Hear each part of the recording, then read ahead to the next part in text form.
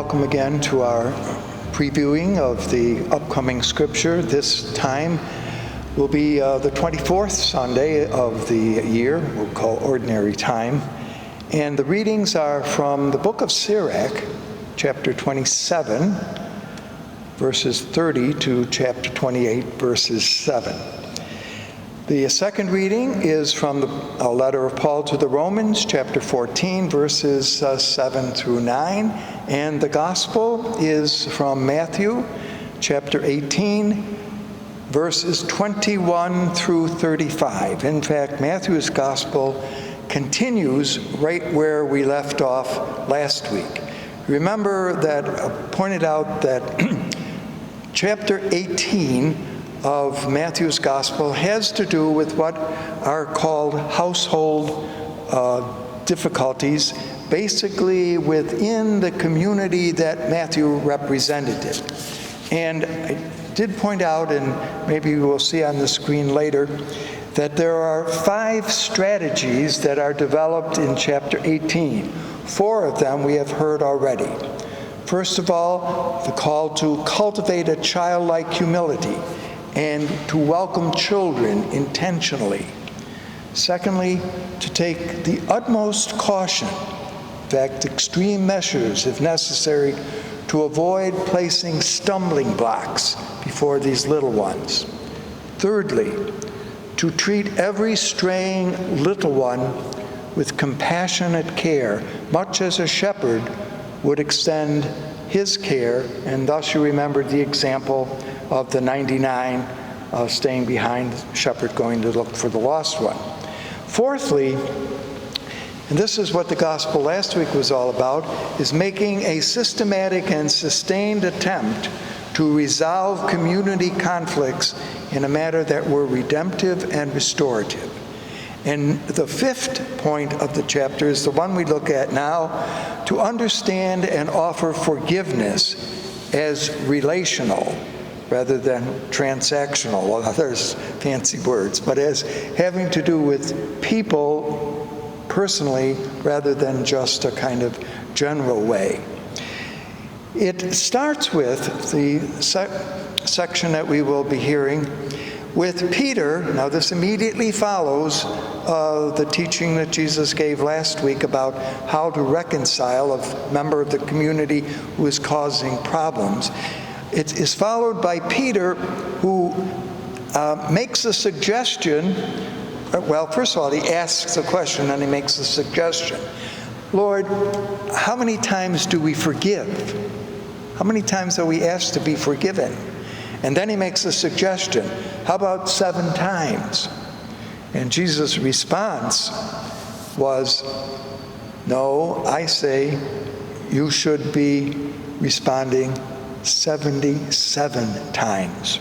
Or as some translators have said, rather than 77, it's 7 times 70, which would be 490 times forgiving. Question is, smiling, someone said, and what happens on the 491 time? Well, when Matthew pictures Peter as saying 7 times, you will remember that numbers in the Bible often have some pretty standard meanings. And 7, we've all kind of heard this, is pictured as the perfect number. So when Peter says, if I forgive 7 times, well, there can't be anything more than that, can there? It's the perfect number of times to be forgiving.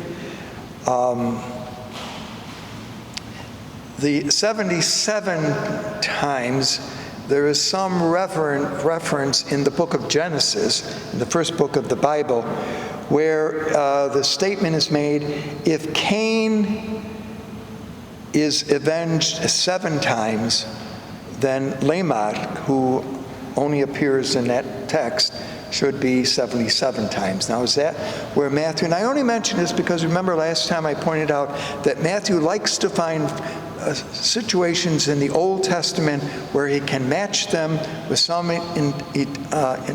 endeavor on Jesus' part in the New Testament, thus showing a sense of fulfillment, a sense of bringing things to a new level. Now, having said that 7 times 7 is the number, he now gives a parable. And the parable runs from verses 23 to 35. It's the parable of the unforgiving servant. Now, it's an interesting parable in that it deals with something that most people are always interested in, namely money. Now, maybe you're not, but it seems that most people are concerned about money. And it begins by the fact that there is a king who decides to call in those who are working for him and give an account of how they're doing. And he finds a servant. Now, probably this king, so that might get it from the very beginning, this king is not God. Most likely represents a Gentile king. And this would be the way in which they might act.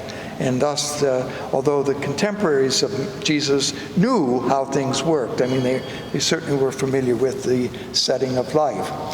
He now finds that this servant, probably a high official in his own government who was in charge of the treasury, of owing him a huge debt. Now, the word debt here probably is better understood as a loan. Maybe when you take a loan from the bank, you do see it as a debt. So it has the same idea, but just that kind of get the sequence of it.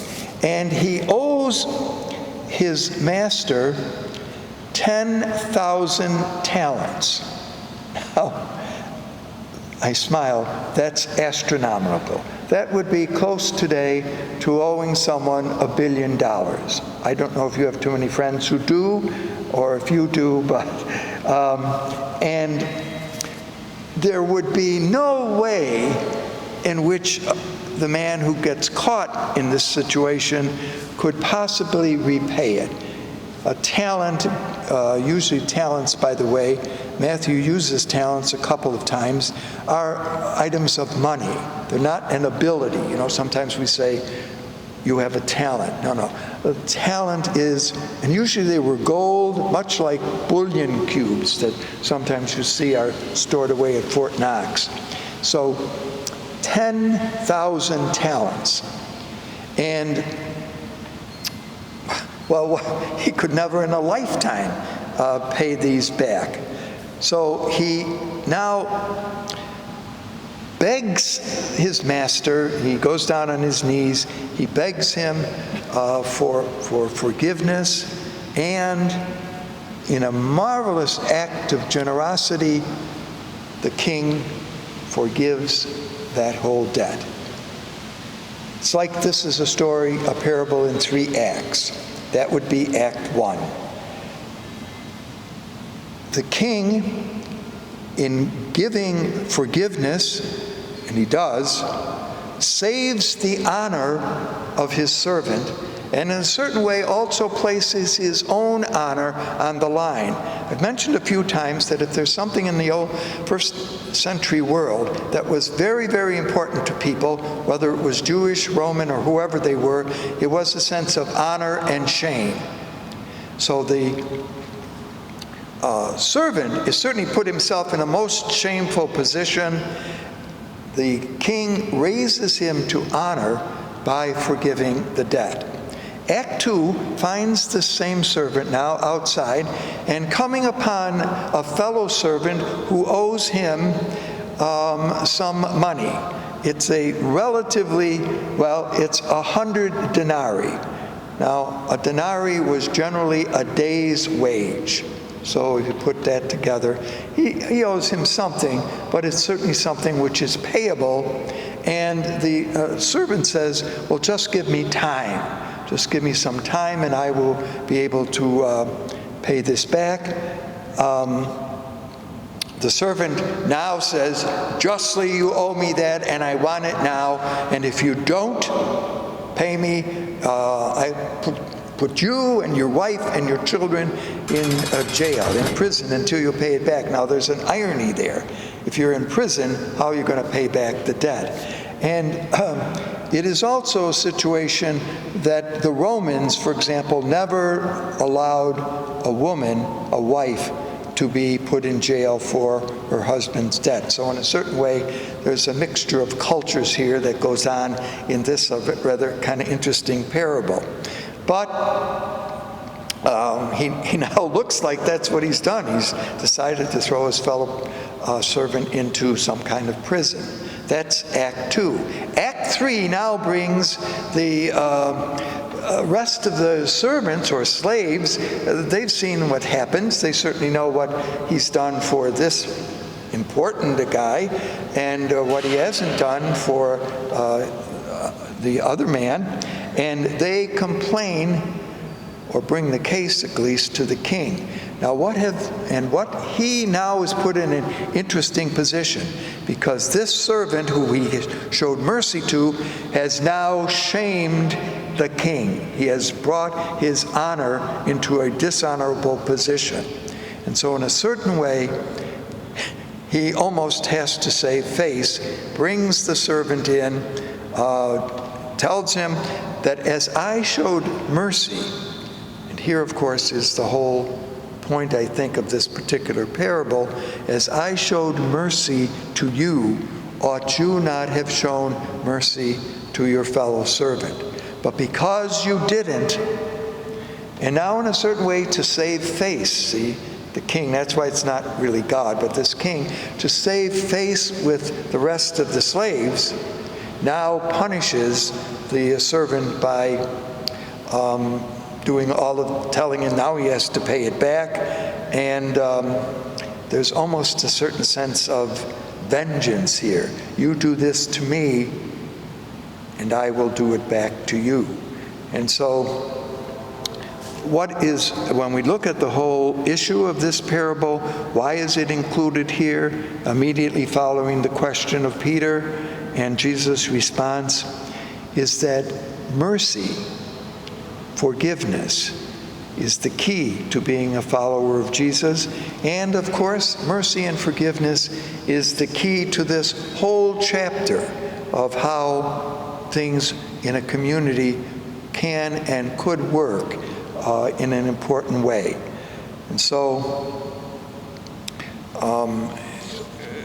going to a familiar biblical passage, which is frequently sounded in a group of songs called the Psalms, God desires not sacrifice, but mercy. And this, of course, seems to be the key to this whole section.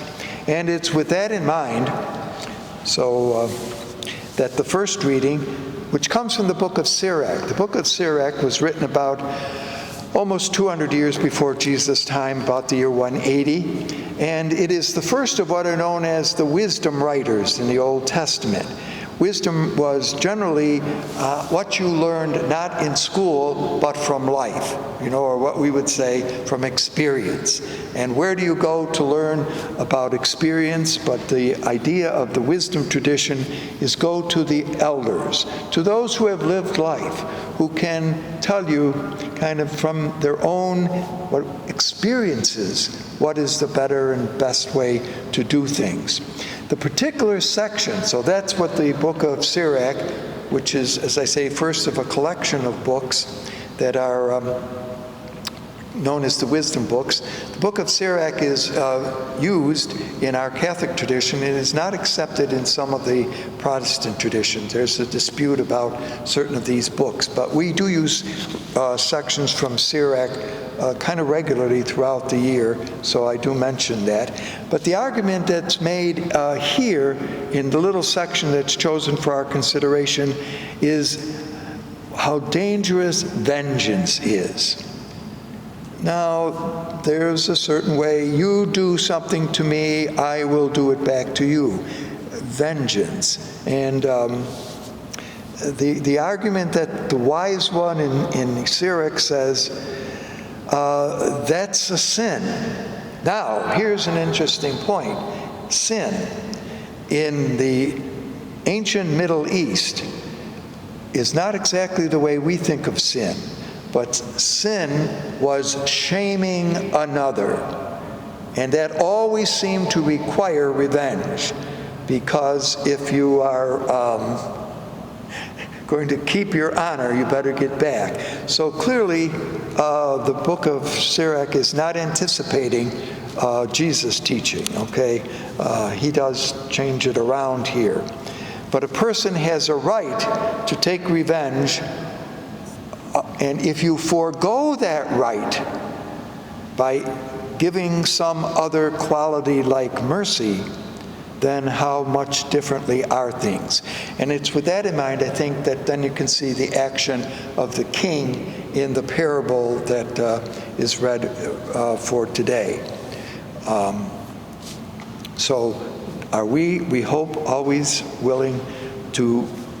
Now, it does not mean, and I just put this as an aside, that you have to continually forgive people who do you harm, and they do it again and again, and you simply have to be forgiving. No, there does come a point, because you can see this in certain human relationships, where a husband or a wife treat each other terribly, and I'll forgive you, and I promise not to do it, and you do it again and again. There are limits to this kind of forgiveness. So lest the gospel be used unfairly and unwisely. But certainly as a community, we do seek to try to be forgiving. We have been listening over the last 2 months or so in the second reading to Paul's letter to the Romans. And this week is the last section that we're going to hear from the letter to Romans. So I thought just to kind of quickly maybe renew a little bit what the purpose of this letter was. You remember Paul had written this letter to the community at Rome. He tells in the letter that he plans to visit them, and he hopes that this letter will somewhat explain what his teaching was, why he is particularly interested in bringing the gospel message to Gentiles, why he is known as the apostle of the Gentiles. We noticed also that the letter was divided into generally 3 sections. We mentioned this before. The first section, the first 8 chapters, Paul talks about the wonderfulness of the gift that God has given to the Gentiles. Basically, it looks like he's addressing his words to a Gentile community of believers. And in it, of course, he stresses the importance of faith in the whole life of the Christian. Works without faith are not good. So all of that, you remember, happens in the first 8 chapters. And I mention this because this is a very long letter, and even though we've had snippets of it throughout the weeks, we really have not had an opportunity to put it all together, and that might be something to do at a later date. The second section, remember, is chapters 9 through 11, which deal with Paul's question about the Jews, and they're kind of being a part of the story. And then the last chapters, that would be 12 to 14, find Paul dealing with practical issues that he hopes maybe the community at Rome might be able to follow. In other words, how is a follower of Jesus to live in a world where redemption is incomplete? Now, and he knows that he is writing this letter to the center where Rome holds power over how things are being done in the empire. Now, in the section that is chosen for our consideration this time is the issue of food. And apparently there's some factionalization that's occurring not only in the Roman community, but also in some other communities that Paul has written to and has founded. And it has to do with, as I say, eating vegetables. Now, all of those who are vegetarians will like this, because they are making the case that you cannot eat meat But it's important to understand what meat is that is being objected to by this group. It would be, as you know, the custom of many religions, and of course Rome had a number of different religions throughout the empire, of offering on a regular basis to the gods or goddesses a sacrifice. And the sacrifice was meat. Because that, when you think about it, in the ancient world, people didn't, their regular diet, by the way, didn't begin, like I think if those of you who make dinners for others will say that often you start with what is the meat today, and then you build your meal around it. You can have all the vegetables you want, as long as the meat is important. So why not eat meat? Well, it isn't that Paul here sees them as opposed to meat, but here was the issue. So on a given occasion, now we're going to offer sacrifice to the god or goddess. Everyone would bring the appropriate meat. Well, how much meat can the god or goddess eat? I mean, you got rows and rows and rows of steaks, and so what did they do? Well, what would happen is, after the sacrifice, they used some of the meat, and then it was usually burned so that no one else could have it, and offered up to the god or goddess. But meat was left over. Well, now meat did not keep very long in the ancient world, okay? You didn't have refrigeration like we did, so if you had meat, you had to kind of eat it or it would dispose itself very quickly. So what would happen is that meat was sent to the local markets and put up for sale. Now this was good meat, because after all, if it was good enough to be offered to a god or goddess, it was going to be good enough for someone to eat. And now the question arose, could a Christian buy this meat that had been offered to a god or goddess? And there was now a division of viewpoint. Some said, look, it's good meat. I don't believe in this goddess or goddess, but we've, why not take advantage of this? The price is right, as they would say. And it isn't that we are believing in the goddess or goddess, but it's food, let's enjoy it. But others said, no. If you eat that meat that was offered for goddess or god, you are going against Christian principles, you are supporting their viewpoint, their way of doing things.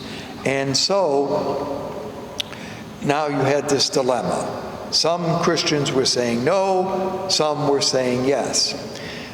Paul first found this an issue in the community at Galatia, but he also found it with other communities, and apparently was a real issue. I kind of smile today, we might not see this as much of an issue, but it was.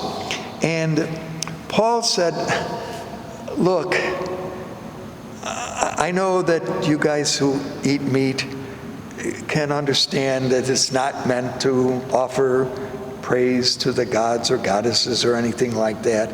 But for the sake of those who, and now here's where the term weak and strong come in, for those who are a little bit weaker in this regard, wouldn't it be better for us not to eat the meat? So just to give in a little to them for the sake of, and remember, this is the concern that Paul is dealing with, factionalism within the community. This is causing a divide. Here's my suggestion.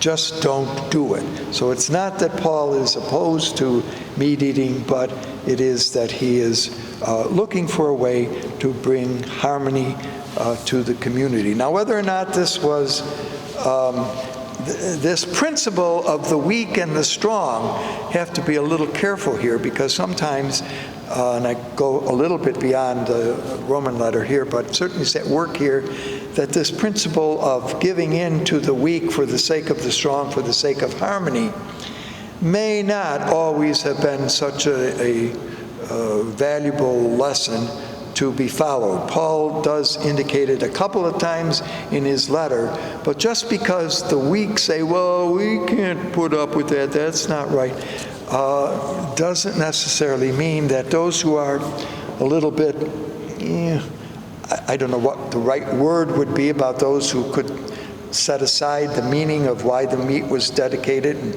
just eat it, why their viewpoint had to give way to those who couldn't accept that. See, so how many times do you give way to the position that is in that case? So this is the issue in the letter that's brought to our attention this week. Paul continues as the reading concludes, the little section that we do have. Notice that it's only three verses, argues that the Christian community at Rome, as he has argued throughout his preaching and teaching, is that we should always keep the quality of hospitality, which was a value he had grown up with, a value that many in the Middle Eastern or Mediterranean culture appreciated, that hospitality, meaning welcoming one another, helps to build the body of Christ, helps to make us members who are all interrelated with one another. As Paul will say, each member's gifts, they differ according to the grace given, but always they should be given with cheerfulness and compassion. So there's much more to this letter of Romans. I must admit that the little snippets that have been presented for our consideration over the past 2 months or so do a little bit of an injustice to Paul, because we take sections that we like, and that's okay. We avoid some of the sections that maybe we don't like, and so a good reading of the letter of Paul to the Romans might be helpful. He explains as the letter ends that he hopes to evangelize Spain, so he's using Rome as a stopping off point. He intimates a little bit that he would like the Roman community to maybe help him financially. He said, to get a passage on the boat and that isn't cheap, and whatever you could do to help me. So Paul also is a good pitchman for money. Maybe that's why I'm misnamed, but anyway. And as he's writing this letter to the Romans, he's saying, I meanwhile got to go back to Jerusalem to take a collection that I've taken up among all the other churches to show the community at Jerusalem how really caring we are for all our fellow Christians. So the bottom line of much of Paul's thinking is always remember the poor. Never forget that this is our mission. So as he is taking a collection that he has gathered from many of the communities that basically he founded back to Jerusalem, he then plans this trip to come to Rome, and I say on to Spain. We really never know whether that happened in Paul's life. The evidence in the last chapter of the Acts of the Apostles is that Paul arrives at Rome. He is there for 2 years teaching, so the Acts tell us, but it does not say, and the book of Acts just ends, it does not say what happened to Rome.